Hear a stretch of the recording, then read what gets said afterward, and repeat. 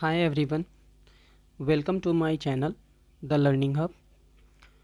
आज हम लोग 5वें चैप्टर के साथ हैं ideas that have helped Mankind. Ideas that have helped Mankind, इसका मतलब है, चैप्टर का मतलब है कि वो युक्तियाँ, वो आइडियाज़ जिसने इंसानों की मदद की है। ये लिखा गया है बेर्ट्रांड रसले के द्वारा। एक ही वीडियो में हम लोग सब कुछ पढ़ लेंगे। हम लोग इस वीडियो में देखेंगे सबसे पहले सबसे पहले समरी नहीं है आज सबसे पहले ऑब्जेक्टिव है। हम लोग सबसे पहले ऑब्जेक्टिव देखेंगे, जो भी पॉसिबल ऑब्जेक्टिव है जो 2025 के एग्ज़ाम के लिए ज़रूरी है, जो पूछा जा सकता है, और प्रीवियस ईयर इंक्लूडेड है इसमें, प्लस प्रीवियस ईयर भी है, प्रीवियस ईयर ऑब्जेक्टिव है। इसके साथ साथ जो मॉडल पेपर का गेस होता है, मॉडल पेपर का जो इसमें से क्वेश्चन बनता है वो है, ठीक है। और इसके अलावे हम लोग अबाउट ऑथर देखेंगे सबसे पहले, अबाउट ऑथर। और इसमें जो वन लाइनर पॉइंट होता है वो मैं बताऊंगा जो इम्पॉर्टेंट है। और इसके अलावे सबसे लास्ट में समरी है। मतलब कम से कम समय में मैं कोशिश करूंगा कि टोटल ये सारा बात आज आपको एक वीडियो में बता दूं। सबसे पहले आगे बढ़ने से पहले मैं चाहता हूं कि अगर आप नए हैं तो सब्सक्राइब कर लो, और प्लीज़ वीडियो को शेयर किया करो, अपने दोस्तों के साथ शेयर किया करो। उनको भी बताओ कि भाई इस वीडियो से तुम्हारा एक ही वीडियो से सारा चीज़ कवर हो जाएगा ना। आगे बढ़ते हैं वीडियो के तरफ। सबसे पहले देखते हैं अबाउट ऑथर। सबसे पहले हम ऑथर के बारे में देखेंगे। ये आपके रसले साहब हैं, देखने से ही अजीब से लग रहे हैं, बहुत मतलब शौकिया इंसान। ये जन्मे थे 18 मई 1872 को। इनकी मृत्यु हो गई थी इन भाई साहब की 2 फरवरी 1970 को, ठीक है। ये सारा पॉइंट याद रखना, ये सारा का सारा पॉइंट इम्पॉर्टेंट है, पूछा जाता है। अभी आप ऑब्जेक्टिव जैसे ही देखेंगे उसमें ये सारा का सारा पॉइंट आएगा, ठीक है। He was given the Nobel prize for literature in 1950। It means ये पॉइंट आपको याद रखना है कि लिटरेचर के लिए इनको 1950 में इनको लिटरेचर के लिए अवार्ड दिया गया था, नोबेल प्राइज़। आपसे क्वेश्चन बनेगा कि नोबेल प्राइज़ किनको दिया गया है लिटरेचर के लिए, तो आपका आंसर होगा रसले साहब, ठीक है। नेक्स्ट है बेर्ट्रांड रसले वॉज द, ये रिपीट हो गया है, वॉज द ब्रिटिश फिलोसफर। वो एक ब्रिटिश फिलोसफर थे, साथ के साथ पोएट थे, हिस्टोरियन थे एंड मैथमेटिशियन थे। सबसे फर्स्ट पहला नंबर का बात है इसमें, सबसे पहला नंबर का बात है, ये ब्रिटिश फिलोसफर था एक। सेकंड पोएट थे, थर्ड हिस्टोरियन थे, एंड फोर्थ नंबर है ये एक मैथमेटिशियन थे। बात याद रखना, ऑब्जेक्टिव में काम आएगा और ये एग्ज़ाम तक काम आएगा। अगर आप पूरे वीडियो के अंत तक बने रहते हैं तो एग्ज़ाम तक ये सारा बात काम आएगा, आपको याद रहेगा, एक बार देख लेने से आपका काम चल जाएगा, ठीक है। नेक्स्ट है ही हैड 4 वाइफ्स। इन भाई साहब की 4 पत्नियां थीं। यहाँ लोगों की एक नहीं होती है, एक होना मुश्किल है, एक संभालना मुश्किल है, और इनकी 4 पत्नियां थीं। सबसे पहले देख लेते हैं, एक का नाम आप शॉर्ट में याद रखो, एक का नाम स्मिथ था। स्मिथ 1894 से 1921 तक इनकी पत्नी रही। उनके बाद आई डोंट नो वो मर गई या फिर कुछ और रीज़न रहा हो, आई डोंट नो, बट 1894 से लेकर के 1921 तक ये इनकी पत्नी रही है स्मिथ, ठीक है। नेक्स्ट है डोरल। इनकी दूसरी पत्नी थी डोरल रसले। ये पत्नी रही थी भाई 1921 से 1935 तक। नेक्स्ट है इनको याद रखना है पैट्रिसिया, आपको बस शॉर्ट में याद रखना है पैट्रिसिया, ठीक है। आपको याद रखना है पैट्रिसिया 1936 से 1952 तक इनकी पत्नी रही है। और एक आपको याद रखना है एडिथ, ये पत्नी रही है 1952 से 70 तक, ठीक है। मैं काउंट करके बता देता हूँ आपको कैसे याद रखना है। सबसे पहले आपको याद रखना है स्मिथ, बस इतना ही याद रखना है, स्मिथ फर्स्ट नंबर। और ये कब से कब तक रही थी भाई, तो 1894 से 1921 तक। नेक्स्ट आपको याद रखना है डोरल, डोरल कब से कब तक रही थी, 1921 से 1935 तक। नेक्स्ट याद रखना है आपको पैट्रिसिया, पैट्रिसिया इनकी पत्नी रही है 1936 से 1952 तक। और नेक्स्ट है आपको याद रखना है एडिथ, ठीक है, ये पत्नी रही थी 1952 से 1970 तक।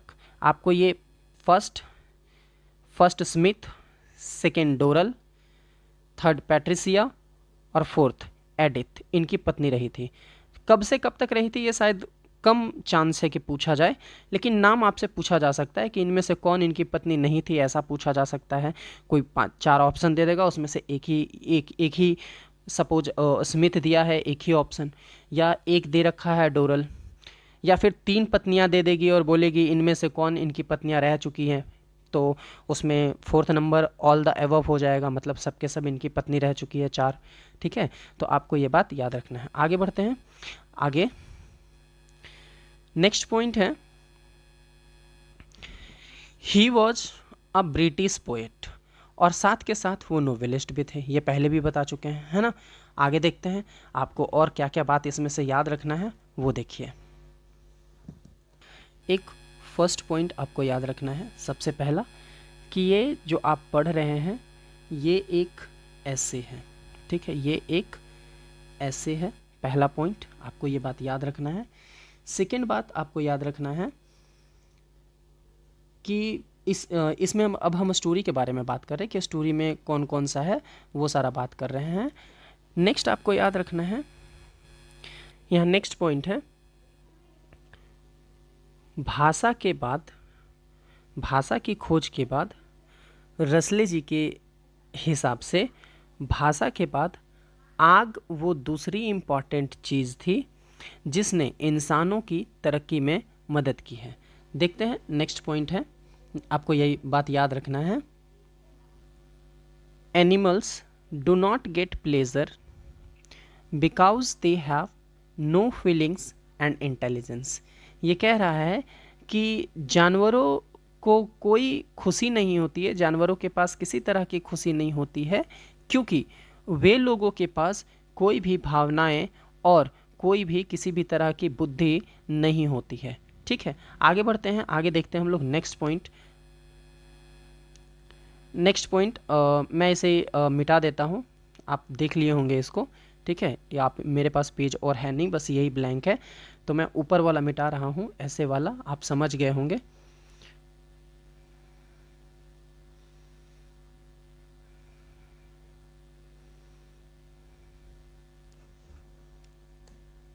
नेक्स्ट पॉइंट ये रहा, the invention of fire was more important than domestication या डोमेस्टिकेशन ऑफ एनिमल्स। मतलब ये कह रहा है कि आग की खोज करने से आग की खोज करना जानवरों को पालतू बनाने से कहीं ज़्यादा महत्वपूर्ण था। इसके बाद का आपका नेक्स्ट पॉइंट है civilization taught us to be more friendly toward other. एक मिनट, यहाँ थोड़ा सा एरर हो गया है, मैं ठीक कर देता हूँ। तो यहाँ कह रहा है कि हमें सिविलाइजेशन सिखाता है कि हमें एक दूसरे के प्रति हमेशा फ्रेंडली होना चाहिए, ठीक है। और एक पॉइंट और है, एक पॉइंट और मैं बता दे रहा हूँ आपको।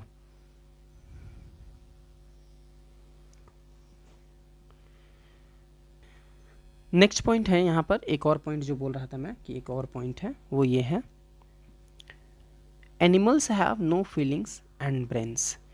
जानवरों के पास कोई भावना नहीं होती है और ना ही उनके पास ब्रेन होता है, ठीक है, सोचने समझने की शक्ति नहीं होती है। अब हम लोग आगे बढ़ते हैं, आगे ऑब्जेक्टिव पॉइंट्स देखते हैं, ठीक है। आपका सबसे पहला क्वेश्चन है we are able to get variety of enjoyment due to. कह रहा है क्वेश्चन कि हम लोग एक वेराइटी ऑफ इंजॉयमेंट पा सकते हैं, मतलब बहुत सारे इंजॉयमेंट का, मौज मस्ती का हमारे पास तरीका है, इसका कारण क्या है? क्या ये हमारी बुद्धि के कारण है, हमारे अमीर होने के कारण है, या फिर हमारे फिजिकल स्ट्रेंथ के कारण, या इनमें से कोई नहीं, नन ऑफ दिस? आप बताओ, जल्दी से कमेंट करो इसका आंसर। सही आंसर है option number A, our intelligence. आगे देखते हैं। नेक्स्ट है वी आर मोर फ्रेंडली। हम लोग बहुत ज़्यादा दोस्ताना हैं। विद इन द हर्ड मतलब एक झुंड में, आउटसाइड द हर्ड हर्ड झुंड से बाहर, एवरीवेयर सब जगह, या नोवेयर कहीं नहीं। हम लोग कहाँ फ्रेंडली होते हैं, मतलब कब कब हम लोग दोस्ताना व्यवहार रखते हैं? हम इंसान विद इन द हर्ट मतलब एक झुंड के अंदर हमेशा दोस्ताना रहते हैं। ठीक है, नेक्स्ट क्वेश्चन है क्वेश्चन नंबर 3। आंसर करोगे, उम्मीद करते हैं सब बच्चा आंसर करेगा। After language the second most important thing which helped Mankind watch.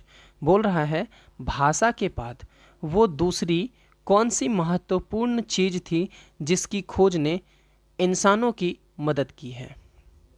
इसका आंसर हम पहले भी बता चुके हैं, थोड़ा देर पहले ही हम इसको डिटेल किए थे, तो हम बताए थे। तो भाई यहाँ पर जो दूसरी चीज़ थी ऑप्शन नंबर सी, फायर।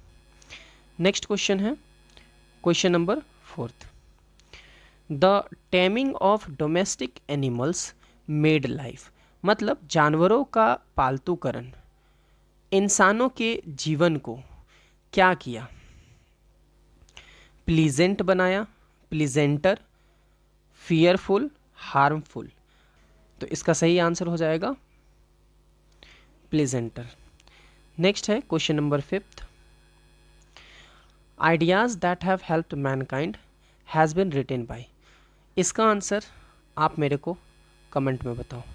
इतना आसान मैं नहीं बता रहा, मैं जो क्वेश्चन आसान होगा मैं उसमें क्वेश्चन मार्क लगा करके आपके लिए छोड़ दूंगा। आप मेरे को उसका आंसर डेफिनेटली कमेंट बॉक्स में बताओगे। ठीक है, नेक्स्ट है question number 6।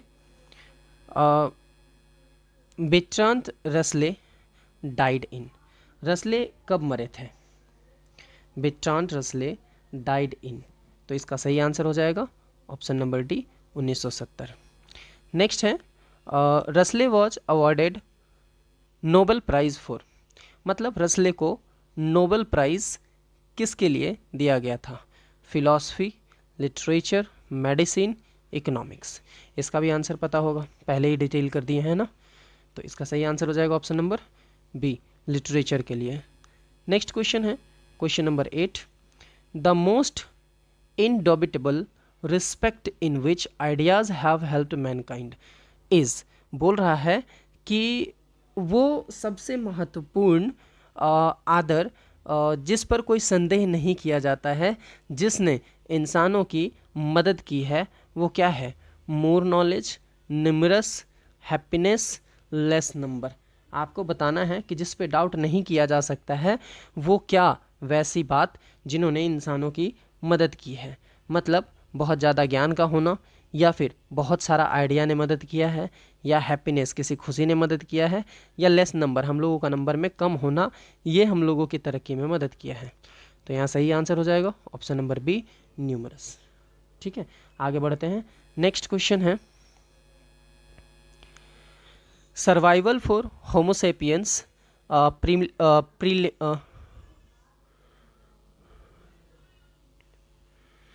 Survival for Homo sapiens primarily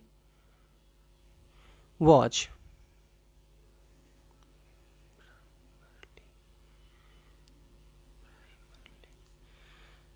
Survival for Homo sapiens primarily was a problem, never a problem, both of them, none of this। जल्दी से बताओ इसका आंसर क्या होगा। नेक्स्ट क्वेश्चन नंबर 9 है। 9 का सही ऑप्शन हो जाएगा option number A, a problem. आगे देखते हैं। नेक्स्ट क्वेश्चन है question number 10। Birds die of hunger in large numbers. मतलब पक्षी बहुत बड़े तादाद में मर रहे हैं भूख के कारण। ड्यूरिंग समर, गर्मी के दौरान, ड्यूरिंग रेनी सीजन बरसात के दौरान, ड्यूरिंग विंटर या फिर ठंडे के मौसम में, या फिर none of this.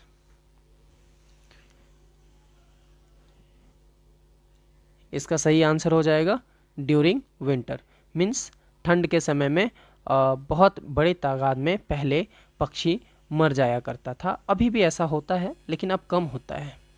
Next question है question number 11th। During summer birds, मतलब गर्मियों के दौरान पक्षी, रिमेंबर दिस कैटास्ट्रॉफ, मतलब अपने साथ जो उसके साथ दुख का समय बीता हो वो याद रखती है उसको। फॉरगेट दिस कैटास्ट्रॉफ, मतलब अपने साथ हुए परेशानियों को भूल जाता है। फियर फ्रॉम दिस, या डरता है इससे, या फिर नन ऑफ दिस। इसमें से आपको बताना है सही आंसर क्या होगा 11 नंबर का। 11 नंबर का सही आंसर हो जाएगा ऑप्शन नंबर बी। मतलब अगर ठंडे के समय में पक्षी ज़्यादातर मर जाते हैं तो अगला गर्मी जब आता है तो पक्षी ये बात नहीं याद रख पाता है कि पिछले साल हम लोग संख्या में इतने थे, कम हो गए थे ठंड में, तो ये सब बात वो याद नहीं रख पाता है, समय के साथ वो भूल जाते हैं। नेक्स्ट है 12 नंबर क्वेश्चन। 12 नंबर क्वेश्चन कह रहा है every human death loss starvation is preceded by a long period of. आपसे क्वेश्चन नंबर 12 कह रहा है कि हर इंसान अपने डेथ को लेकर के, भूख वगैरह को लेकर के आगे बढ़ते समय एक लंबे पीरियड्स का उस इंसान के पास क्या होता है? दुख होता है, चिंता होता है, खुशी होता है, या नन ऑफ दिस। क्वेश्चन है, फिर से पढ़ के बता दे रहा हूँ। एवरी ह्यूमन डेथ लोय starvation is preceded by a long period of. तो इसका सही आंसर हो जाएगा ऑप्शन नंबर बी, एंजाइटी। उनको एंजाइटी होता है, इंसानों को एंजाइटी होता है इन सब बातों को लेकर के। नेक्स्ट क्वेश्चन है क्वेश्चन नंबर 13। क्वेश्चन नंबर 13 कह रहे हैं human beings suffer more due to their, मतलब इंसान प्रजाति बहुत ज़्यादा तकलीफ़ों को सफ़र करता है क्योंकि। इसका कारण क्या है? इग्नोरेंस, अज्ञानता, इंटेलिजेंस, हमारी ज्ञानता, या रिलक्टेंस, चीज़ों को छोड़ देना, या फिर नन ऑफ दिस। आपको बताना है इसमें से सही आंसर कौन होगा 13 का। तो 13 का सही आंसर हो जाएगा इंटेलिजेंस। ठीक है। नेक्स्ट क्वेश्चन है 14 नंबर। 14 नंबर क्वेश्चन कह रहा है कि एनिमल्स गेट प्लेजर फ्रॉम, जानवरों को खुशी मिलती है। भाई जानवरों को किससे खुशी मिलती है? म्यूजिक, फुटबॉल, साइंस, या नन ऑफ दिस। इंसानों को किससे खुशी मिलती है? इसका भी पहले ही बता रखे हैं, तो इसका सही ऑप्शन हो जाएगा, सही आंसर हो जाएगा option number D, none of this. भाई जानवरों को खुशी मिलती ही नहीं है, वो प्लेजर, खुशी महसूस नहीं करते हैं रसले साहब जी के अनुसार, है ना। चलो आगे देखते हैं। नेक्स्ट क्वेश्चन है, नेक्स्ट क्वेश्चन आपसे कह रहा है कि बेर्ट्रांड रसले हैज़ रिटेन द लेसन। ये क्वेश्चन आपके लिए है, आप इसको बताओगे, मैं आगे बढ़ रहा हूँ। क्वेश्चन हिंदी में बता देता हूँ एक बार कि बेर्ट्रांड रसले ने कौन सा लेसन इनमें से लिखा है, तो ये आपको बताना है कमेंट में। क्वेश्चन नंबर 15 आपके लिए। नेक्स्ट 16 है, Bertrand Russell was a philosopher and a, मतलब आपसे पूछ रहा है रसले साहब एक फिलोसफर थे, और फिलोसफर के साथ क्या क्या थे? हिस्टोरियन, साइंटिस्ट, मैथमेटिशियन, या जियोलॉजिस्ट। आपको याद होगा मैंने 4 बात बताया था, तो उसमें से बहुत अच्छे से आपको दिख रहा होगा कि वो एक फिलोसफर के साथ साथ हिस्टोरियन थे, और हिस्टोरियन के साथ साथ वो एक मैथमेटिशियन थे। तो भाई यहाँ पर ए भी ऑप्शन सही है और सी भी सही है।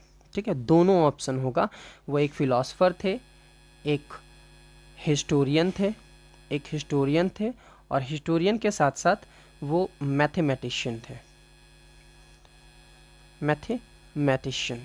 ठीक है, पीछे एक बार पलट के देख लेना, आपको पता चल जाएगा सारा। नेक्स्ट क्वेश्चन है क्वेश्चन नंबर 17। क्वेश्चन नंबर 17 कह रहा है द इन्वेंशन ऑफ ओवरवेव्स by was more important than the domestication of animal। यहाँ क्वेश्चन कह रहा है आपसे, क्वेश्चन नंबर 17 कि अच्छा यहाँ थोड़ा सा मिसप्रिंट है ना, मैं इसको सुधार लेता हूँ। ये ब्लैंक स्पेस है आपके लिए। यहाँ कह रहा है कि the invention of blank space was more important than the domestication of animal. Question पूछ रहा है आपसे कि किसकी खोज करना जानवरों को पालतू बनाने से कहीं ज़्यादा इम्पॉर्टेंट था। तो इसका सही आंसर हो जाएगा ऑप्शन नंबर बी, फायर।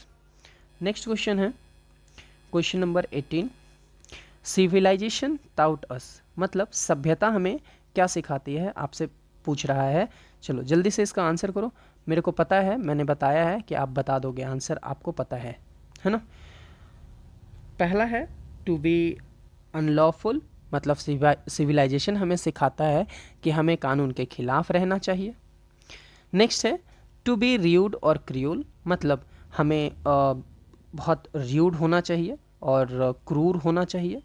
या to be more friendly towards other, मतलब दूसरों के प्रति हमें दोस्ताना रहना चाहिए। या फिर option number D, none of this. तो इसका सही आंसर ऑप्शन नंबर सी। आगे बढ़ते हैं। नेक्स्ट क्वेश्चन है question number 19, blank space was also a commentator on a large variety of topics. इनमें से कौन एक बहुत अच्छे कमेंटेटर भी रह चुके हैं, मतलब कमेंट करने वाले इंसान भी रह चुके हैं जो बहुत सारे टॉपिक्स पर कमेंट कर चुके हैं। आपको बताना है इसमें से सही आंसर कौन होगा।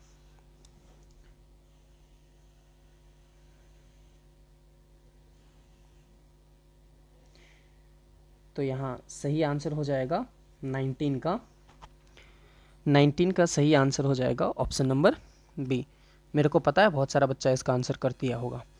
नेक्स्ट है क्वेश्चन नंबर 20। क्वेश्चन नंबर 20 कह रहा है in blank space the last step was never taken.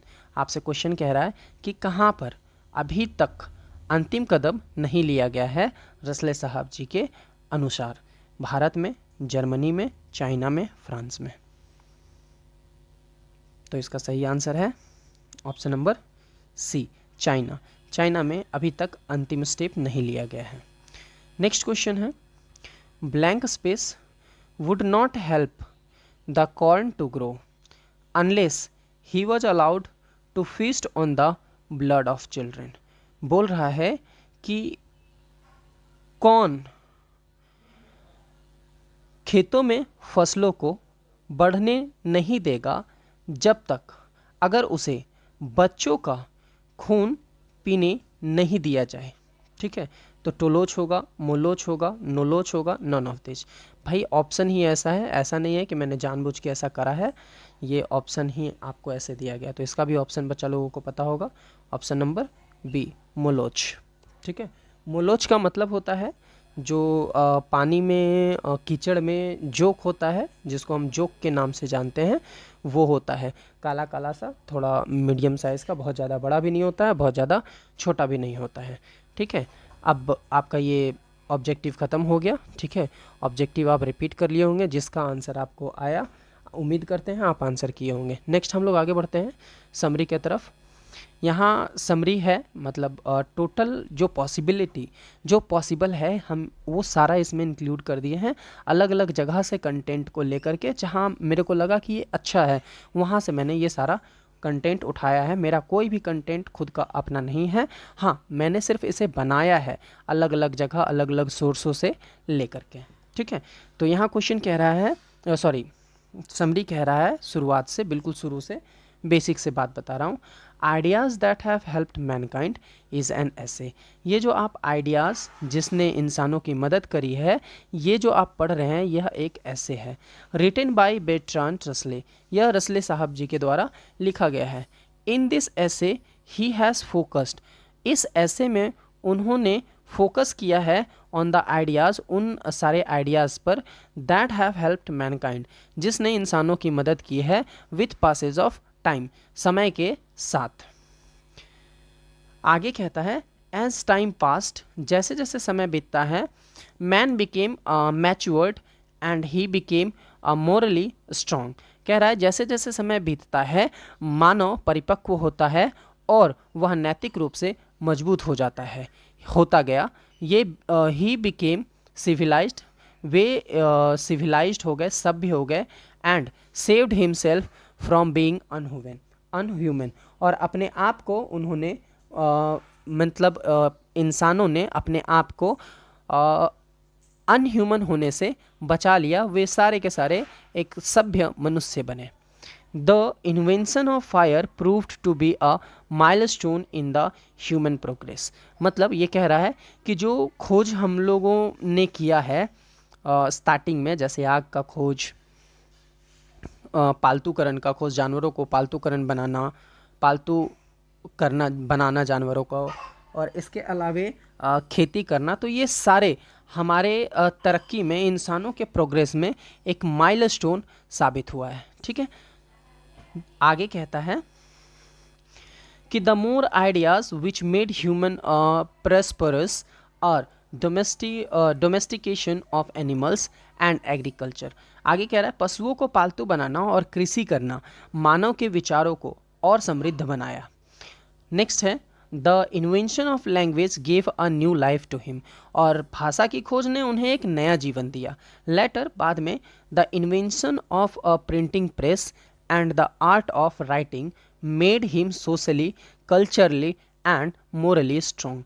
बोल रहा है कि भाषा के आविष्कार से मानव को एक नया जीवन मिला।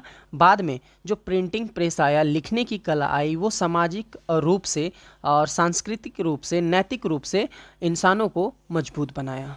और अंततः finally it's an awesome presentation of Bertrand Russell in which he has scientifically explained the ideas that have helped mankind stand as per the standard of human and made them superior to animal। अंततः ये रसले साहब का एक बहुत मस्त शानदार ऐसे है जिसमें उन्होंने एक सबूत के साथ वैज्ञानिक रूप से उन बातों को एक्सप्लेन किया है जिससे मनुष्यों को खड़ा किया गया है, मनुष्य खड़े हुए, उठे, और अभी हम लोग जिस स्टेज पे हैं उन्हें जानवरों से बेहतर बनाया गया। इसी के साथ आपका ये सेशन समाप्त होता है, समरी भी कंप्लीट हो गया। अब लास्ट में बस एक रिक्वेस्ट होगा कि जाते जाते आप कम से कम 5 से 6 अपने दोस्तों को ये वीडियो शेयर कर दें ताकि वो भी इसका लाभ उठा सके। हम लोग डेली 7 बजे मिलते हैं, शाम 7 बजे, हर दिन एक नए चैप्टर के साथ मिलते हैं। आपका पूरा 12th का इंग्लिश, चाहे वो कोई भी सेक्शन हो, वो मैं सारा आपको शाम के 7 बजे, ज़्यादा नहीं, बस 40 मिनट के आसपास का समय लेकर के धीरे धीरे करीब 1 से 2 महीने में मैं कंप्लीट करवा दूंगा। मेरा दावा है इसके बाद आपको और कहीं कुछ भी पढ़ने की ज़रूरत नहीं है और आप बहुत अच्छा स्कोर कर पाओगे। ऑब्जेक्टिव में तो 50 आउट ऑफ 50 आ जाएगा आपका, मेरा गारंटी है। बस आप सेशन के साथ बने रहो, दोस्तों को शेयर करते रहो और अपना आंसर कमेंट में बताते रहो।